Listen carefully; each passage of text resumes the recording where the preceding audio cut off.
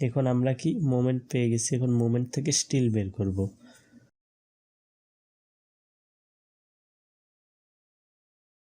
Moment trial assume A B D M S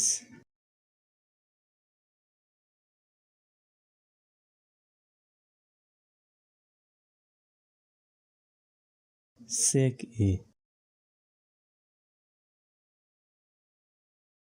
comments M long R M short.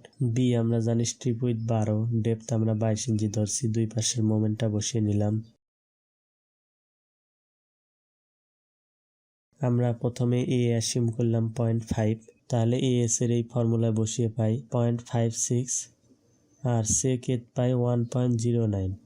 এখন অ্যাসিউমে আর সেকে মিলে নি, যার কারণে কি নেক্সট ট্রায়ালে যাচ্ছি আমরা, ট্রায়াল 2। আমরা ওই মানটাই এখানে বসিয়ে দিলাম।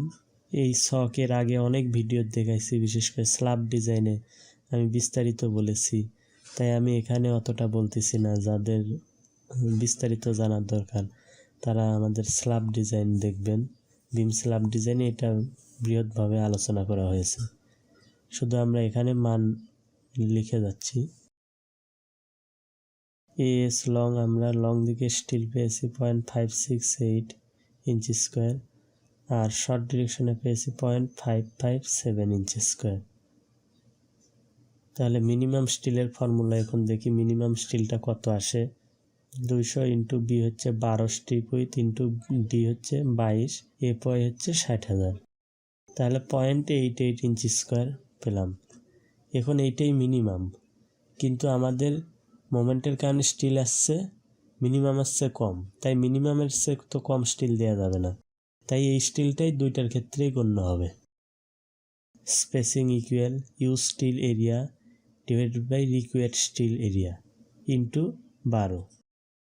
এখন ইউজ 16 মিলি বার, যেখানে এস 0.31 ইঞ্চি স্কোয়ার, অর্থাৎ 16 মিলি বারের এরিয়া 0.31 ইঞ্চি স্কোয়ার। 0.31 ভাগ রিকোয়ার্ড হচ্ছে 0.88 ইন্টু 12 ইকুয়াল 4.22 ইঞ্চি, যেখানে আমরা 4 ইঞ্চি কনসিডার করলাম।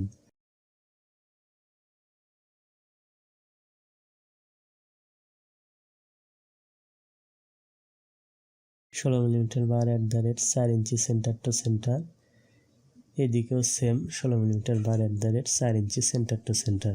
তাহলে ফুটিং থিকনেস আমরা পেলাম এই 22, অর্থাৎ ম্যাক্সিমাম যে ডেপথ, যোগ 3 আমরা ক্লিয়ার কভার ধরলাম, এই 25 হলো। দর্শক ধৈর্য সহকারে ভিডিওটি দেখার জন্য ধন্যবাদ। Thank you.